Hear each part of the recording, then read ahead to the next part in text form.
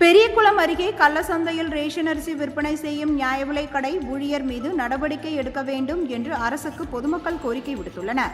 தேனி மாவட்டம் பெரியகுளத்தை அடுத்த தாமரைக்குளம் தொடக்க வேளாண்மை கூட்டுறவு கடன் சங்கம் சார்பில் செயல்பட்டு வரும் பகுதி நேர நியாய விலைக் கடையில் விற்பனையாளராக பணியாற்றி வரும் ராமசாமி குடும்ப அட்டைதாரர்களுக்கு முறையாக உணவுப் பொருட்களை வழங்குவதில்லை எனவும் இது குறித்து கேள்வி எழுப்புபவர்களிடம் மாவட்ட ஆட்சியர் உள்பட யாரிடம் வேண்டுமானாலும் புகார் செய்து கொள்ளுங்கள் என அலட்சியமாக பதிலளிப்பதாகவும் கூறப்படுகிறது.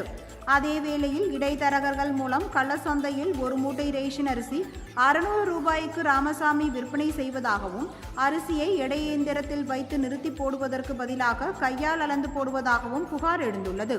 மேலும் அரிசி உள்ளிட்ட உணவுப் பொருட்கள் இருப்பு இல்லை என்று முதியோர், மாற்றுத்திறனாளிகள் உள்ளிட்டோர் அலைக்கழிக்கப்படுவதாக குற்றச்சாட்டு எழுந்துள்ளது.